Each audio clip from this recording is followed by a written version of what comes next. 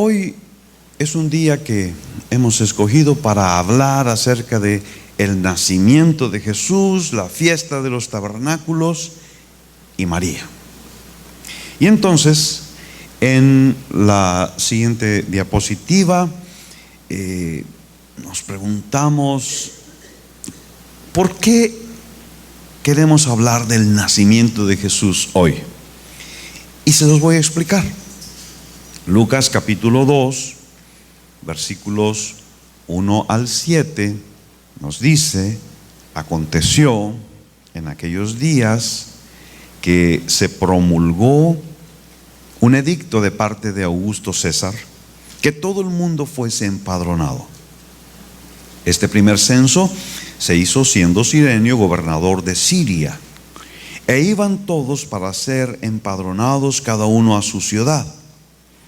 Y José subió de Galilea, de la ciudad de Nazaret, a Judea, a la ciudad de David, que se llama Belén, por cuanto era de la casa y familia de David, para ser empadronado con María su mujer, desposada con él, la cual estaba encinta.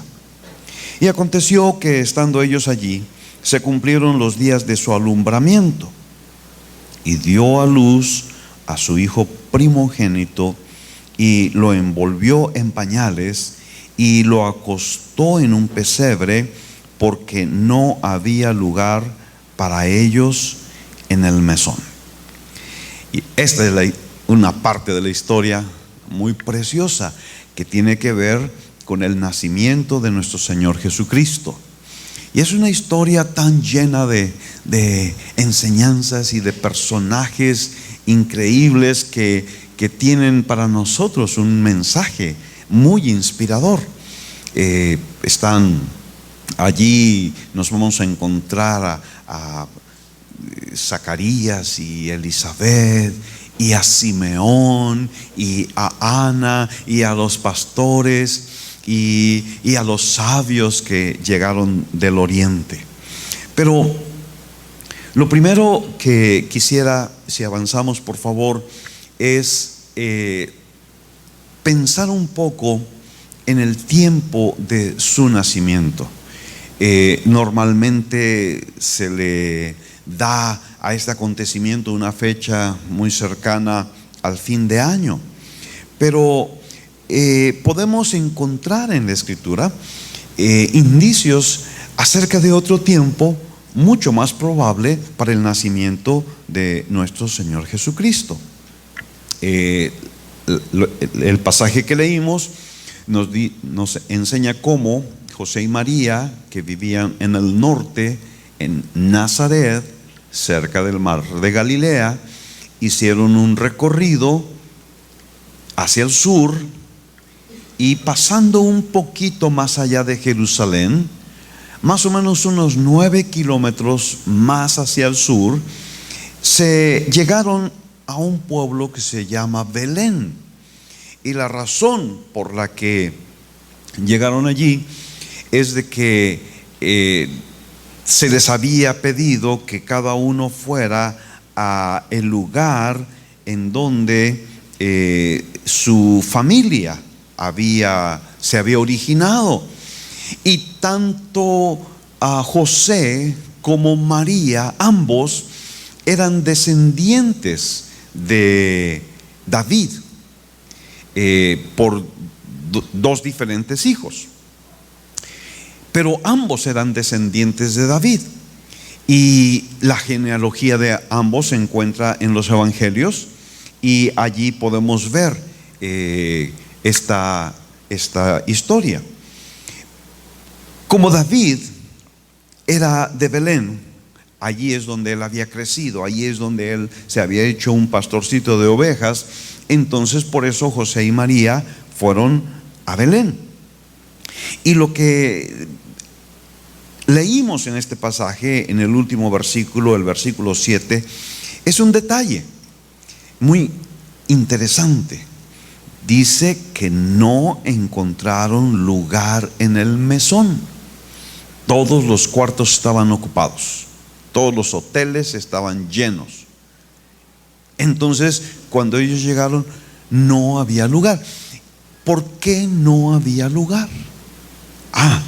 Eso es lo que vamos a descubrir.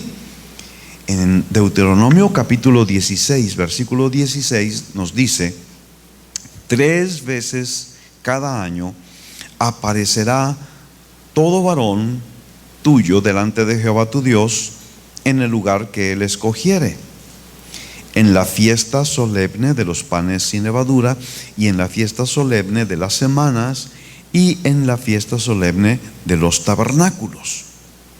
Y ninguno se presentará delante de Jehová con las manos vacías.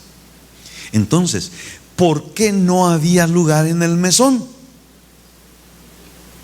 Porque era una de las ocasiones en que todos debían de subir a Jerusalén. Era una de esas ocasiones en que había tanta gente en Jerusalén que incluso tenían que desplazarse para buscar lugar donde hospedarse en los pueblos vecinos como Betania o como Belén. Entonces, en el cuadro tenemos las 7 fiestas importantes en el pueblo de Israel. Esto es el ciclo anual de fiestas. Después se agregaron otras fiestas, pero estas son las fiestas bíblicas. Estas son las fiestas que el Señor instituyó. Hay otras fiestas, pero nos concentramos en estas. La Pascua era la primera en el año, de hecho en el primer mes del calendario hebreo, y luego junto con esa, la fiesta de panes sin levadura y las primicias. Esas 3 van juntas. Luego la fiesta de Pentecostés, que ocurría 50 días después, y esa va sola. Y luego otro grupo de 3 fiestas, que es la fiesta de las trompetas, el día del perdón, y que culmina con la fiesta de tabernáculos. En esta figura podemos observar el calendario judío que empieza en Nisan, y que el tiempo de primavera comprende allá al principio las 3 primeras fiestas: la fiesta de la Pascua, de los panes y de las primicias, y luego hacia el final de la primavera la fiesta de Pentecostés, que tenía que ver con la cosecha. Luego durante el verano no hay fiestas, y es hasta el otoño, en el mes de Tisri, donde ocurren la fiesta de trompetas, la fiesta del día del perdón, el famoso Yom Kippur, y la fiesta de los tabernáculos. Eso es el ciclo de fiestas bíblicos. Allá hay 2 más, la fiesta de luces y la fiesta del gozo, que se agregaron posteriormente. Pero esto nos da una imagen muy, muy clara acerca de la celebración de las fiestas para el pueblo de Israel.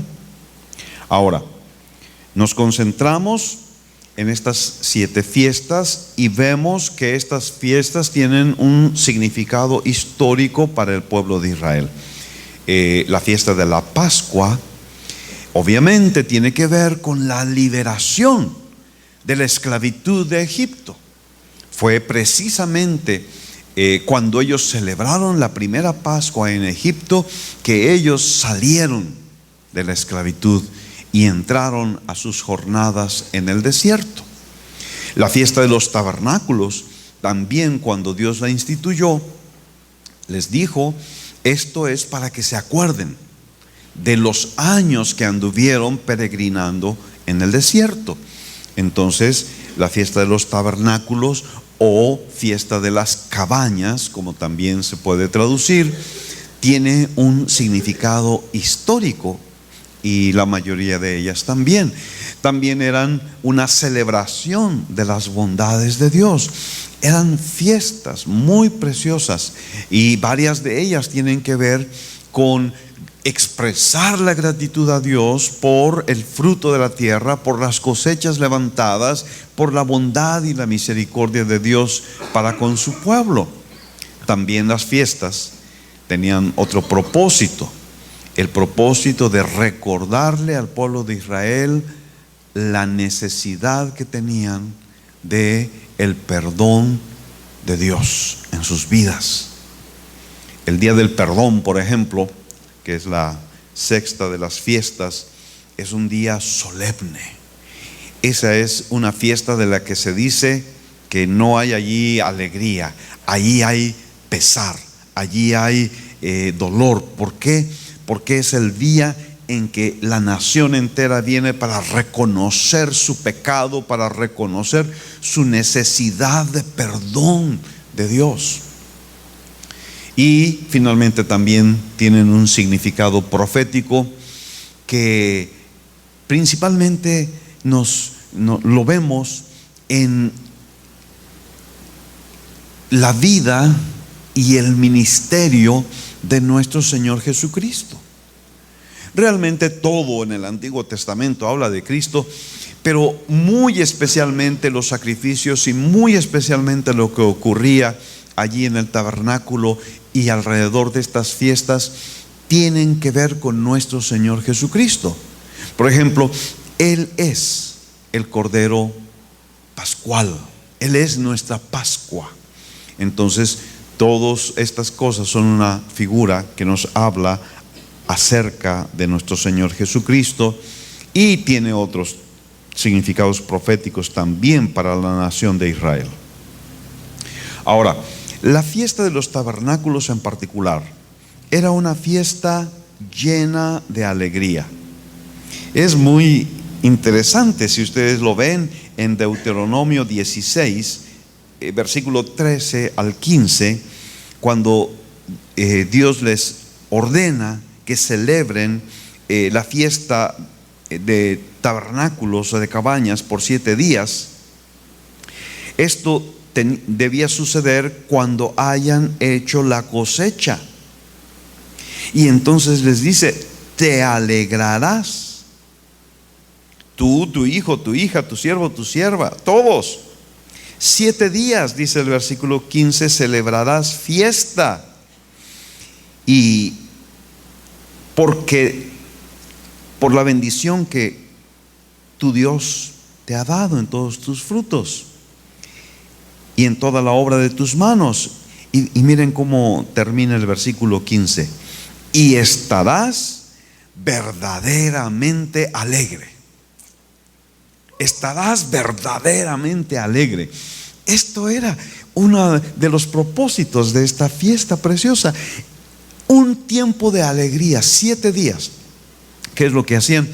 Ellos tenían que dejar su habitación normal, tenían que construir una cabaña con ramas, con palmas. Tenían que construir una cabaña y tenían que vivir allí 7 días. Hasta el día de hoy, esto se sigue haciendo en algunas partes en Israel.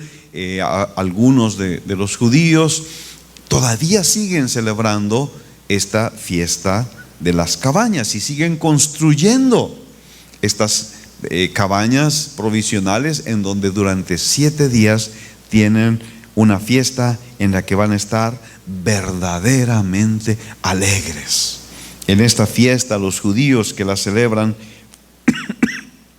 frecuentemente se dan regalos unos a otros y comen bastante en esos días también. Ahora, esta fiesta es muy singular, lo que dice la Escritura de que en el futuro será celebrada. Zacarías nos dice que las naciones subirán a Jerusalén cada año para adorar al Rey y a celebrar la fiesta de los tabernáculos. Y cuando leemos los pasajes tan maravillosos al final de Apocalipsis que hablan acerca de la Nueva Jerusalén, hay una palabra allí que se usa, que dice que he aquí el tabernáculo de Dios con los hombres, y morará con ellos, y ellos serán su pueblo, y Dios mismo estará con ellos como su Dios.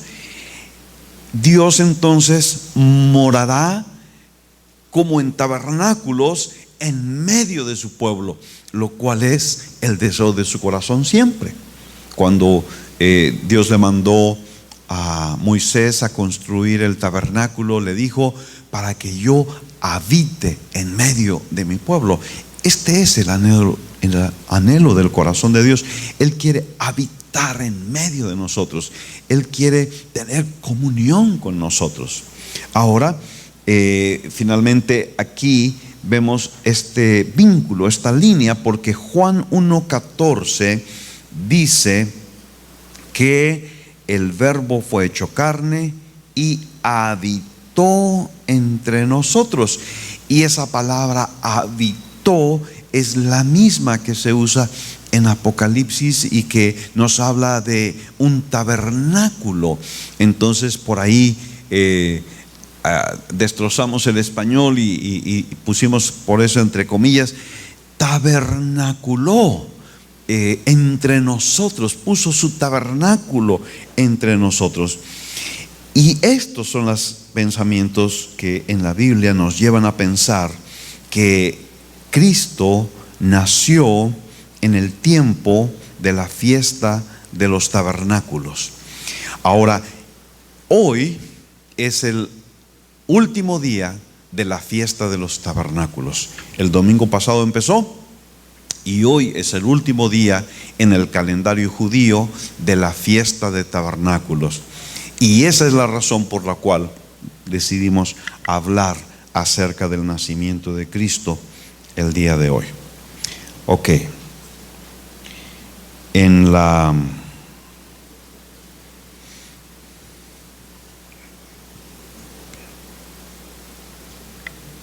Ahí está. En la historia que hemos leído al principio y el contexto alrededor, quisiéramos contestar esta pregunta: ¿quién era el niño que había de nacer? ¿Quién era el niño que anunció el ángel Gabriel? Y del testimonio del propio ángel Gabriel podemos sacar este resumen. El niño que ha de nacer será Jesús, que significa el Señor salva. El niño que ha de nacer será grande, será hijo del Altísimo, se sentará en el trono de David. El reino que él establecerá no tendrá fin, será santo y será llamado Hijo de Dios. Y hay tanto contenido en esas declaraciones del ángel Gabriel. Realmente cuando vemos después a Simeón y a Ana, vemos la expresión del anhelo del corazón del pueblo de Israel. Ellos estaban esperando la redención de Israel. Ellos estaban esperando al Mesías que había de venir. Ellos estaban esperando al Hijo de David, que se sentaría en el trono de David. Y eso es entonces lo que el ángel les está anunciando. Este es el que estaban esperando. Y en diferentes momentos en el pasaje allí en Lucas capítulos 1 y 2 podemos encontrar diversos testimonios que nos van a hablar acerca de quién era el niño que nació. En primer lugar tenemos el testimonio ya mencionado de Gabriel, que él dice que se llamaría Jesús, que significa Jehová es salvación, o el Señor salva. Pero luego vemos el testimonio de María, y María dice que ella reconoce a Jesús como su Salvador. Después vemos el testimonio de Zacarías, el padre de Juan el Bautista, y él lo reconoce como un poderoso Salvador. Y luego otro ángel que se aparece a los pastores les dice que en Belén ha nacido el Salvador, Cristo el Señor. Una y otra vez entonces estamos encontrando una cosa en común en todos estos testimonios, en todas estas declaraciones. Él es el Salvador. Cuando José y María llevan al niño para ser circuncidado a los 8 días de nacido, ellos le ponen por nombre Jesús, confirmando lo que el ángel había declarado. Luego Simeón, quien era un hombre mayor, un hombre lleno del Espíritu Santo, que esperaba la consolación de Israel, lo toma en sus manos y dice: Señor, ya me puedes llevar contigo, ya puedo morir en paz, porque mis ojos han visto tu salvación. ¿Qué es lo que él estaba viendo? Estaba viendo un bebé recién nacido. Así como Donnie, que ahora tiene su bebé recién nacido, es nada más que un bebé frágil, un bebé que pues no se ve muy poderoso, que digamos. Pero Simeón tenía revelación del Espíritu Santo, y por eso él dijo: mis ojos han visto tu salvación. Y Ana es el último testimonio que encontramos. Allí ella también, una mujer mayor, una mujer de avanzada edad, que había estado esperando la redención de Israel, vio al niño y dijo: este es el que estábamos esperando. Ahora, Él es el Salvador, otra y otra vez. Él es el Redentor, Él es la salvación de Israel. ¿De qué nos salva este niño? ¿De qué nos va a salvar este niño? El ángel se le apareció a José antes, y en Mateo 1:21 está esa referencia. Y allí a José el ángel le explica muy claramente. Le dice: porque él salvará a su pueblo de sus pecados. Él salvará a su pueblo de sus pecados. ¿Saben qué? El ángel está atinándole precisamente al centro del problema de la humanidad: el pecado, la desobediencia. Cristo, el Señor, ha nacido para salvarnos del pecado y de sus terribles consecuencias en nuestra vida. Algunos toman muy a la ligera el pecado.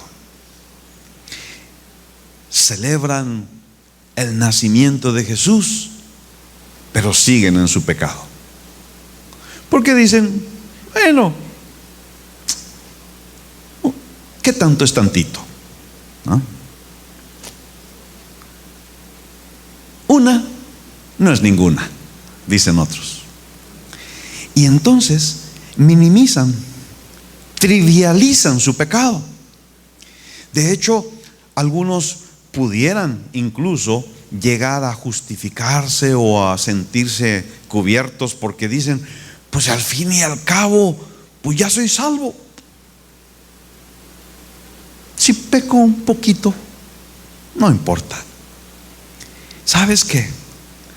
Creo que cuando pensamos así, no nos estamos dando cuenta, no estamos entendiendo y no estamos valorando el por qué Cristo vino a nacer a este mundo.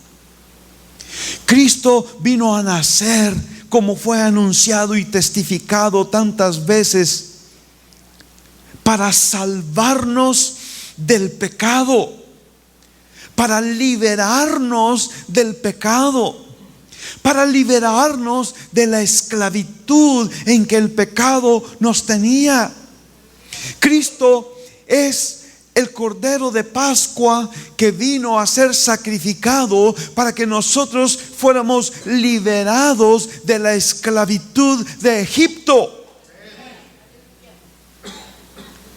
Cuando nosotros tomamos a la ligera las cosas y persistimos en nuestro caminar mundano y persistimos en ensuciarnos con el pecado, sea grande o sea pequeño, es que no nos ha venido la revelación correcta a nuestro corazón. Cristo vino a liberarnos del pecado y de las consecuencias del pecado en nuestra vida. Cuando nosotros tomamos a la ligera el pecado, estamos poniendo en riesgo nuestra vida, nuestra salud. Estamos poniendo en riesgo nuestra comunión con Dios. Estamos poniendo en riesgo muchas cosas. Tenemos que darnos cuenta que con el pecado no podemos jugar. El pecado siempre nos lleva más lejos de lo que queríamos. Nos metimos y dijimos, pues voy a probar a ver de qué se trata. Y de pronto, ¡pum!, nos atrapó en sus redes. El pecado te detiene más tiempo del que tú querías estar. Dijimos, voy a ir un rato al antro. Y de pronto nos encontramos entrampados. El pecado nunca cumple sus promesas. El pecado te ofrece alegrías, te ofrece satisfacciones, te ofrece muchas cosas que parecen muy bellas y atractivas, pero el pecado nunca cumple sus promesas. Y el pecado siempre cuesta más de lo que tú querías pagar. ¿Para qué nació Cristo? ¿Para qué nació Jesús? Para salvarnos del pecado y de sus atroces consecuencias. Ahora quisiera hablar un poco de María. María fue una mujer bienaventurada. El ángel le dijo: salve, muy favorecida. Cuando yo leí la palabra salve, me quedé pensando, ¿qué es eso? Y me fui ahí a ver su significado original. Es un saludo. Te saludo. Y es un saludo que involucra el deseo de que estés lleno de alegría. Te saludo. Gózate, regocíjate. A veces se usa al encontrarse con alguien y a veces se usa al despedirse de alguien. Eso es salve, muy favorecida, llena del favor de Dios. El Señor es contigo, bendita tú entre las mujeres. María era una mujer bienaventurada. María había recibido la gracia de Dios en su vida. María tenía la presencia de Dios en su vida. Me recuerda a otros personajes en la Escritura. Por ejemplo, José, allá en el libro de Génesis. La Biblia dice que José halló gracia y Dios estaba con él. La Biblia nos habla de Ruth. Y una y otra vez, muchas veces se dice que Ruth halló gracia y el Señor estaba con ella. Esto es algo que nosotros necesitamos. Esto es algo que nosotros debemos anhelar y buscar. Del Señor Jesucristo se dice que Él crecía en gracia delante de Dios y delante de los hombres. Y esto es lo que nosotros necesitamos anhelar en nuestra vida, recibir la gracia de Dios, porque es por la gracia de Dios que nosotros podemos ser lo que Dios quiere que seamos. Es por la gracia de Dios. Elizabeth le dijo, bendita tú entre las mujeres. Y María misma dijo, desde aquí, desde ahora, me dirán bienaventurada todas las generaciones. María es una mujer especial, es una mujer admirable, es una mujer de la que tenemos mucho que aprender. Sin embargo, María es una mujer muy mal entendida.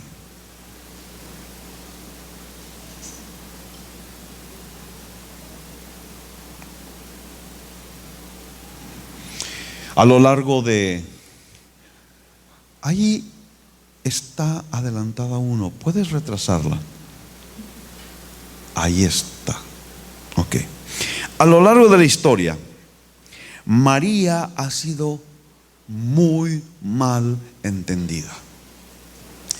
Y se han elaborado conceptos acerca de ella que la han convertido al paso de los siglos en el objeto de adoración de millones.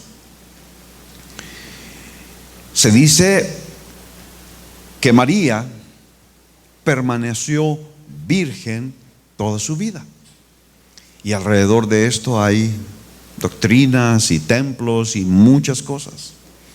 Y esto es una de las primeras cosas que se dijo malinterpretando la situación acerca de María, que ella permaneció virgen toda su vida, que era una virgen cuando dio a luz al Señor y que nunca perdió su virginidad. Sin embargo, todas estas cosas que se dicen de María son contrarias a lo que dice la Escritura. Contradicen a la Biblia. ¿Qué dice la Escritura? Dice que José no la conoció hasta que dio a luz a su hijo primogénito. Es decir, que después de que dio a luz a su hijo primogénito, José la conoció, es decir, tuvo relación como esposo y esposa. ¿Qué más dice la Escritura? Dice que en Mateo 13, que ahí están las referencias en la pantalla, Mateo 13:55, habla acerca de su madre María y sus hermanos Jacobo, José, Simón y Judas. Y menciona también a todas sus hermanas. Como está en plural, por lo menos debe de haber tenido dos, probablemente más. Entonces aquí se mencionan a 4 hermanos varones y a varias hermanas. Y finalmente Gálatas, el apóstol Pablo también menciona cuando dice: no vi a ningún otro de los apóstoles sino a Jacobo, el hermano del Señor. Y algunos tratan de evadir estas referencias diciendo: bueno, en realidad no se trataba de sus hermanos, sino que se trataba de sus primos. Pero eso no es lo que dice la Escritura. Eso no es el mensaje de la Escritura. Entonces, este primer concepto es un concepto que no se puede sustentar bíblicamente. Luego se siguieron elaborando más cosas acerca de ella, que fue concebida sin pecado original. Y luego, para estar en armonía con estos dos primeros puntos, entonces ella también se dijo que fue libre de pecado en su vida personal durante toda su vida. Tuve un problema de que no se actualizó mi archivo, entonces no tengo mis notas en las que estuve trabajando, en donde tengo citas y referencias de documentos oficiales en donde se hace esa clase de declaraciones y las fechas en que esto ocurrió. Pero esto es algo que la iglesia tradicional ha enseñado como un dogma desde hace bastantes años. ¿Qué es lo que dice la Biblia? La Biblia dice: por cuanto todos pecaron y están destituidos de la gloria de Dios. Y también Juan nos dice: si decimos que no hemos pecado, le hacemos a Él mentiroso y su palabra no está en nosotros. No hay ni un hombre ni una mujer que ha pisado este planeta Tierra que puede decir de una manera verdadera que en él no hay pecado. Cuando alguien dice eso, está haciendo mentiroso a Dios. Luego se dice que ascendió corporalmente al cielo. Como no tenía pecado, como fue concebida sin pecado, entonces ella ascendió corporalmente al cielo. Pero ¿qué es lo que nos dice la Escritura? ¿Cuándo es que los creyentes van a ascender al cielo? No lo harán hasta que Cristo vuelva. Pablo dice a los tesalonicenses que los que murieron en Cristo van a resucitar y van a ser levantados, y luego los que todavía estemos vivos en este planeta, juntamente con ellos vamos a ser arrebatados para encontrar al Señor en el aire, y así estaremos siempre con el Señor. No hay una ascensión corporal anterior. Primero tiene que ocurrir que el Señor venga y que haya una resurrección, y entonces habrá una ascensión de los creyentes. Nuestro cuerpo no está en capacidad de vivir en el ámbito celestial. Por eso se necesita una resurrección o una transformación de la cual la Escritura nos habla. ¿Qué más se ha malentendido acerca de María? Se ha dicho que ella es mediatrix, es decir, intermediaria entre Dios y el hombre. De hecho, una de las ideas que se circulan en la mente de muchas personas es de que Dios es un Dios duro, áspero. Cristo es un juez inflexible y no podemos acercarnos a ellos porque ellos están listos para pasar juicio a los pecadores, y por eso necesitamos la intervención de María, porque María sí es comprensiva, sí es misericordiosa, y ella puede torcerle el brazo a Jesús para que nos perdone. Ella es la mediadora de acuerdo a esa doctrina malentendida. ¿Y qué nos dice la Biblia? Nos dice que hay un solo Dios y un solo mediador entre Dios y los hombres, y este es Jesucristo hombre.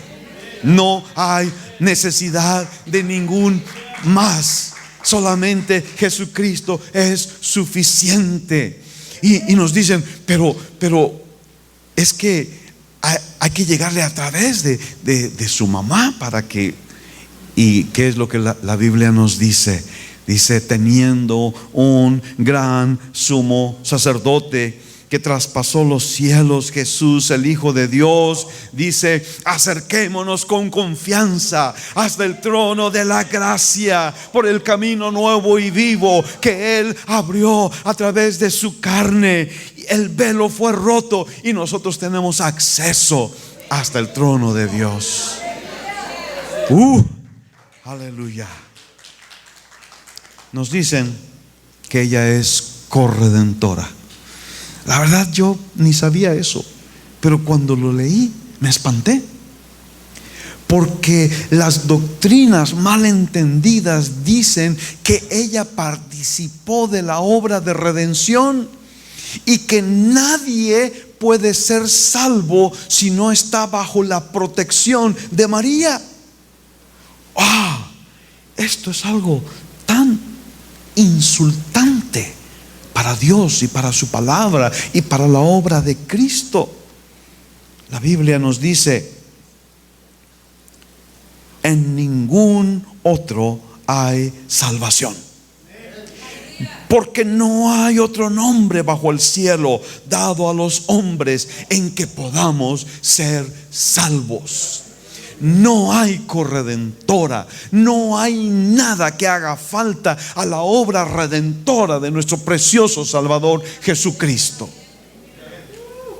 Además de eso, se le atribuyen características que son exclusivas de Dios. ¿Cómo se le puede orar a la Virgen María? En cualquier idioma, en cualquier lugar, para que ella oiga, necesita ser omnipresente, necesita ser omnisciente, y esas características son exclusivas de Dios.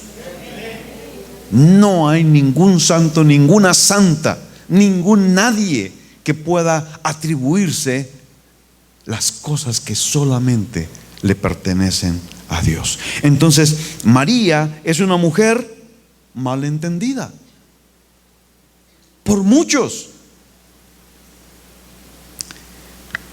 ¿Qué nos queda entonces? ¿Nos olvidamos de María? ¿La hacemos a un lado? No.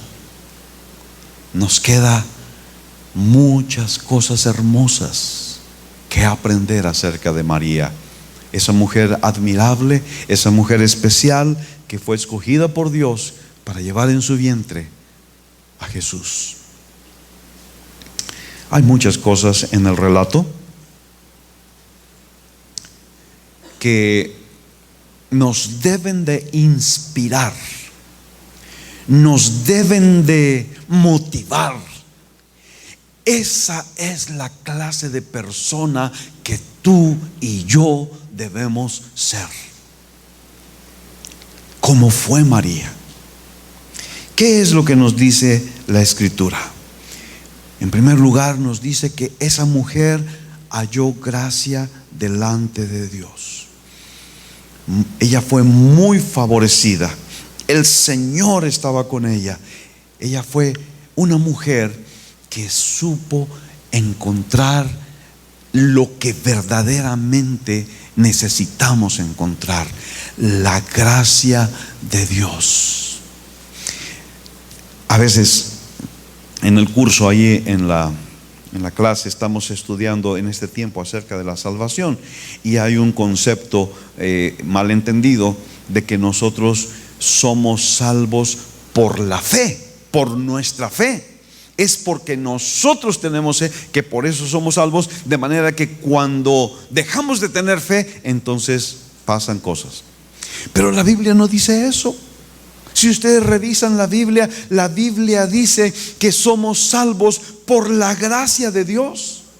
Una y otra vez somos salvos por la gracia de Dios. Somos salvos porque Él nos amó. Somos salvos porque Él tuvo misericordia de nosotros. ¿Y qué es la fe? La fe simplemente es el instrumento, el canal, el que nos permite agarrarnos de la gracia de Dios. María sabía ese secreto. Necesitamos la gracia de Dios. Hoy tú y yo necesitamos la gracia de Dios en nuestra vida. No solamente en lo que concierne a nuestra salvación, en cualquier aspecto de nuestra vida necesitamos la gracia de Dios. Ella era una mujer normal. La Biblia dice que cuando el ángel se apareció, dice que María se turbó y pensaba: ¿qué situación sería esta? Y entonces el ángel le dijo: María, no temas. Pero espérense un momento. Un ángel se estaba apareciendo a María. Un ángel le estaba hablando. ¿Qué le pasó a Zacarías cuando un ángel se le apareció? Cuando él estaba ministrando en el templo, en su turno, se le aparece un ángel y entonces Zacarías se queda paralizado de temor. ¿Qué pasó con los pastores cuando estaban en el campo apacentando sus ovejas y se aparece un ángel? Ellos se quedaron atemorizados, espantados. Era una aparición poderosa, impresionante, y en todos los casos el ángel les tiene que decir: no temas, no temas, no temas.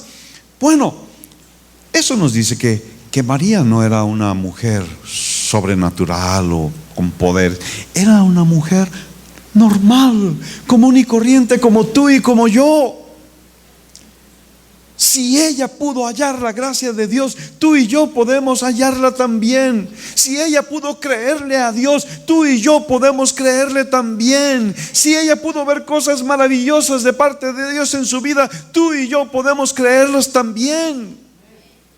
Un poco como decíamos del hermano Javier Rico, el pastor allá en Tultitlán.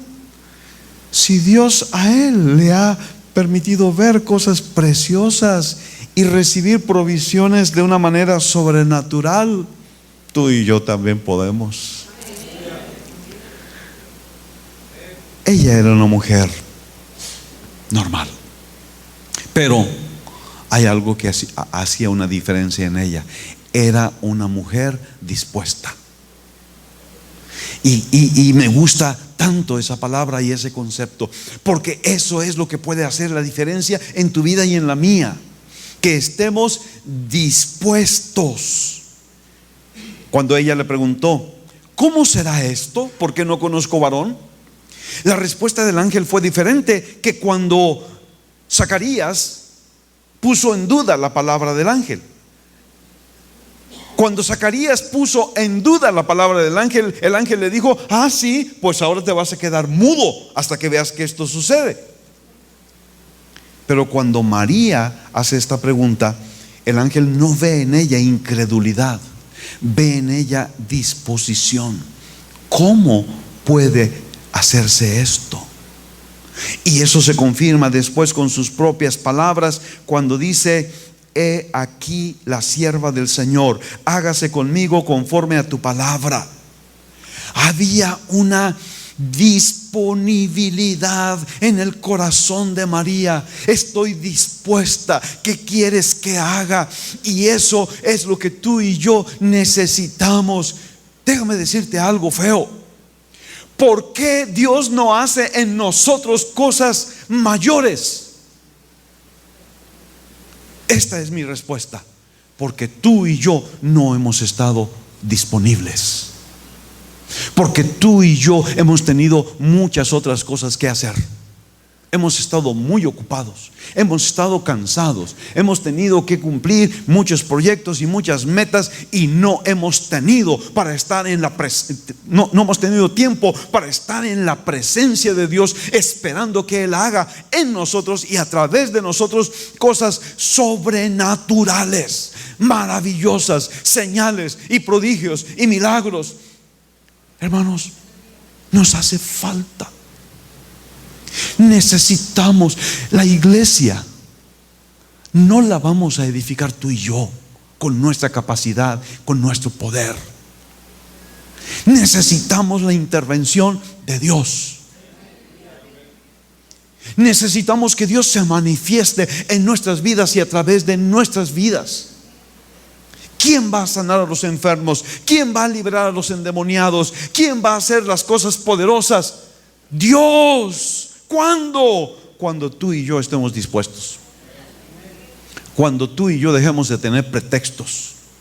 Cuando tú y yo dejemos de invertir nuestra vida y nuestro tiempo y todo lo que somos en otras cosas, y le demos a Dios el primer lugar y le digamos al Señor: he aquí el siervo del Señor, haz conmigo conforme a tu palabra.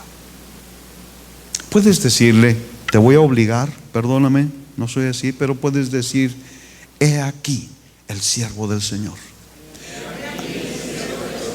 Haz conmigo conforme a tu palabra.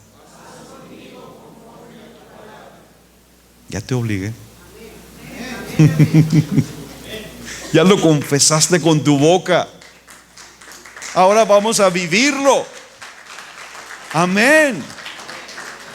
Vamos a vivirlo. Eso es María y eso es su ejemplo. Era una mujer de fe. Elizabeth le dijo: bienaventurada la que creyó. Bienaventurada la que creyó. Era una mujer que conocía la palabra de Dios. Cuando ella levantó un cántico delante del Señor,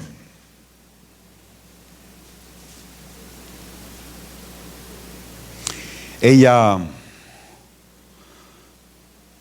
hizo referencia al cántico de Ana, que está en 1 Samuel capítulo 2, lo cual nos dice que María conocía la palabra del Señor.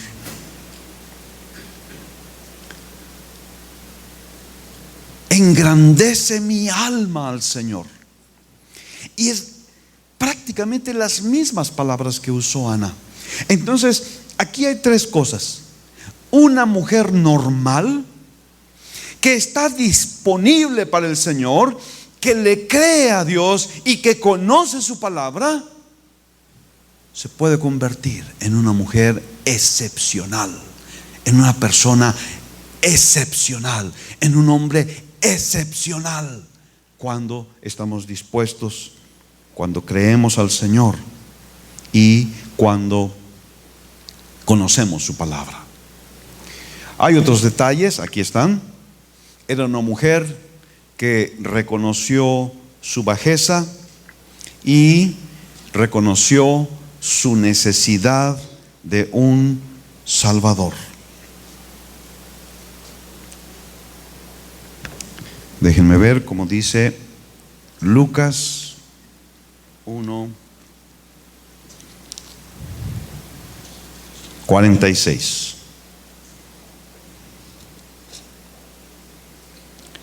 Dice allí: